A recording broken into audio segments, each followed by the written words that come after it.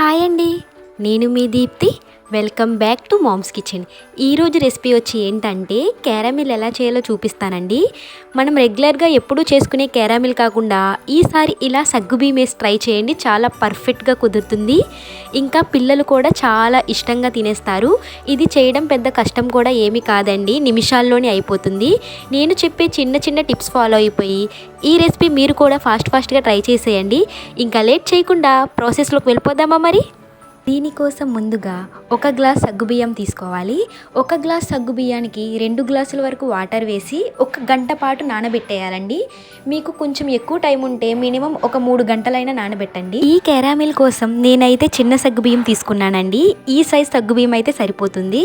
పెద్దవైతే అంతలా పర్ఫెక్ట్గా రాదండి. ఇలా చిన్న సగ్గుబియ్యం తీసుకుంటేనే చాలా పర్ఫెక్ట్గా కుదురుతుంది. గంట తర్వాత మనం తీసుకున్న సగ్గుబియ్యాన్ని మంటని లో ఫ్లేమ్లో పెట్టుకుని బాగా కుక్ చేసుకోవాలండి. అంటే ఎలా అంటే మనం సేమియా చేసుకున్నప్పుడు సగ్గుబియ్యం ఉడుకుతాయి చూడండి, ఆ విధంగా ఉడకాలి.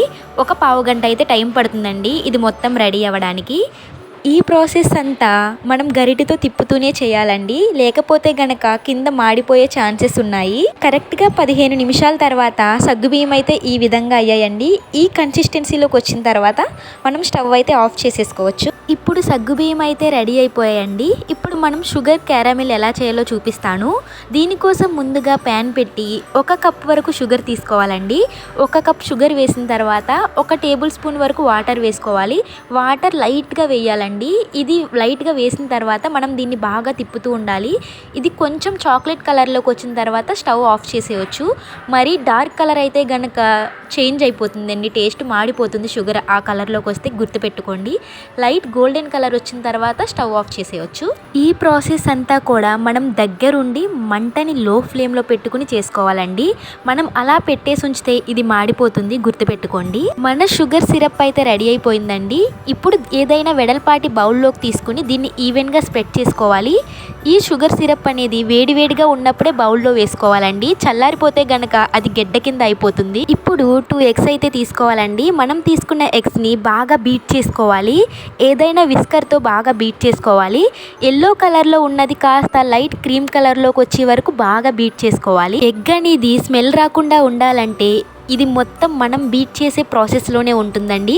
మీరు ఎంత బాగా బీట్ చేస్తే ఎగ్ అనేది అంత స్మెల్ రాకుండా ఉంటుంది. ఎగ్ బాగా బీట్ చేసిన తర్వాత ఫుల్ క్రీమ్ ఉన్న మిల్క్ అయితే తీసుకోవాలండి. 1/2 లీటర్ మిల్క్ తీసుకోవాలి. నేను 2 ఎగ్స్ తీసుకున్నాను కాబట్టి 1/2 లీటర్ మిల్క్ అయితే సరిపోతుందండి. ఒకవేళ 4 ఎగ్స్ తీసుకునే పలం అయితే 1 లీటర్ మిల్క్ అయితే వేసుకోవాలి. మిల్క్ వేసిన తర్వాత మొత్తం ఒకసారి బాగా మిక్స్ చేసుకోవాలండి. ఇప్పుడు దీంట్లోనే 2 కప్స్ వరకు షుగర్ అయితే వేసుకోవాలి. షుగర్ అనేది మీ టేస్ట్కి తగ్గట్టుగా మీరు అడ్జస్ట్ చేసి వేసుకోవచ్చండి. షుగర్ వేసిన తర్వాత మొత్తం ఒకసారి బాగా మిక్స్ చేసుకోవాలి.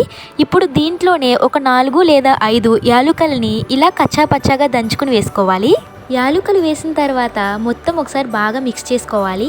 ఇప్పుడు దీంట్లోనే మనం ముందుగా ఉడకబెట్టుకుని పక్కన పెట్టుకున్న సగ్గుబియ్యం ఉన్నాయి కదండి, ఆ సగ్గుబియ్యం అయితే దీంట్లో వేసుకుని మొత్తం బాగా కలిసేలా తిప్పుకోవాలి. సగ్గుబియ్యం పాలల్లో బాగా కలిసిన తర్వాత మనం ముందుగా పక్కన పెట్టుకున్న షుగర్ సిరప్ ఉంది కదండి, దాంట్లో అయితే ఇది వేసేసుకోవాలి. ఈ సగ్గుబియ్యం పాలు మిక్స్ ఇందిట్లో వేసిన తర్వాత మనం దీంతో ఎలాంటి స్పూన్తో కూడా తిప్పకూడదండి, ఇలా ఉంచేసి మూత పెట్టేయాలి. ఇప్పుడు దీన్ని మనం ఎలా కుక్ చేయాలంటే డబల్ బాయిలింగ్ మెథడ్లో కుక్ చేయాలండి. దీనికోసం ఇడ్లీ పాత్ర తీసుకుని దాంట్లో 1 గ్లాస్ వరకు వాటర్ వేసుకోవాలి. వాటర్ వేసిన తర్వాత ఇలాంటి స్టాండ్ ఒకటి పెట్టుకోవాలండి. దీనిపైన మనం రెడీ చేసుకున్న క్యారమిల్ అయితే పెట్టుకుని మూత పెట్టేసి ఒక పావు గంట వరకు మంటని లో ఫ్లేమ్లో పెట్టుకుని కుక్ అవనివ్వాలండి. కరెక్ట్గా 15 నిమిషాల తర్వాత క్యారమిల్ అయితే రెడీ అయిపోయిందండి. ఈ క్యారమిల్ రెడీ అయిందా లేదా అని మనం ఎలా చెక్ చేయాలంటే నైఫ్తో ఇలా ప్రెస్ చేసి చూడండి. దానికి ఏమీ అంటుకోకపోతే అది రెడీ అయిపోయినట్టే. క్యారమిల్ రెడీ అయిపోయిన తర్వాత అది కొద్దిగా చల్లారిన తర్వాత మనం ఏదైనా ప్లేట్లో ఇలా ట్యాప్ చేసుకుంటే మొత్తం అంతా రెడీ అయిపోతుందండి. కొంచెం లైట్గా ఇలా ప్రెస్ చేస్తే గనక మనకు కావాల్సినట్టుగా క్యారమిల్ అయితే వచ్చేస్తుంది. ఇప్పుడు దీన్ని మనకి ఏ షేప్లో కావాలనుకుంటే ఆ షేప్లో కట్ చేసుకుని తినేయడమేనండి. అంతేనండి, సగ్గుబియ్యం క్యారమిల్ అయితే రెడీ అయిపోయింది. ఇంకా లేట్ చేయకుండా ఈ రెసిపీ మీరు కూడా ఫాస్ట్గా ట్రై చేసి మీ ఇంట్లో వాళ్ళకైతే పెట్టేయండి.